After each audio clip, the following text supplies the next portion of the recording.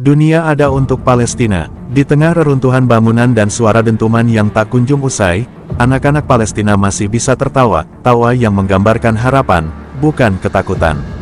Mereka bermain di lorong sempit kamp pengungsian, menggambar bendera Palestina dengan krayon yang hampir habis, dan menyanyikan lagu tentang tanah air yang tak pernah mereka tinggalkan dalam hati, meski tak pernah benar-benar mereka miliki sepenuhnya. Sementara itu, di belahan dunia lain, seorang perempuan muda bernama Lina dari Norwegia sedang memimpin aksi solidaritas di depan gedung parlemen negaranya. Ia membawa poster bertuliskan, "Justice for Palestine is Justice for Humanity." Suaranya menggema bersama ribuan hati yang peduli. Mereka bukan Muslim, bukan Arab, tapi mereka manusia, dan mereka tahu, Palestina bukan hanya tentang tanah, tapi tentang martabat yang terus diinjak-injak. Di Afrika, seorang guru tua bernama Hasan mengajarkan murid-muridnya sejarah dunia. Ia selalu menutup pelajaran dengan cerita tentang Masjidil Aqsa, tanah suci yang menjadi saksi perjuangan abadi.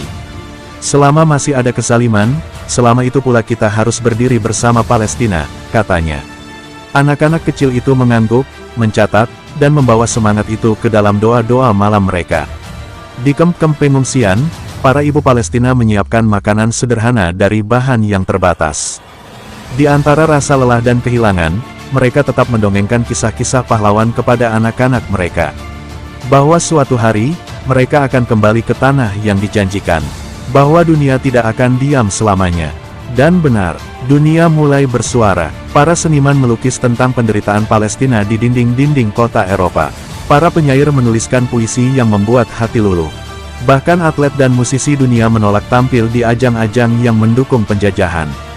Suara-suara kecil itu, bila disatukan, menjadi gemuruh yang tak bisa diabaikan.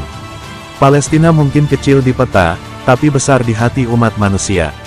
Mereka yang bertahan bukan sekadar pejuang, tapi juga pengingat bahwa keadilan adalah hak setiap manusia. Dan dunia, perlahan namun pasti, mulai mengerti.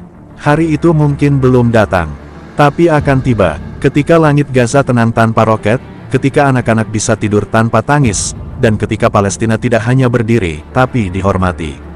Dunia ada untuk Palestina, karena dunia yang adil tidak bisa membiarkan satu bangsa terus menderita.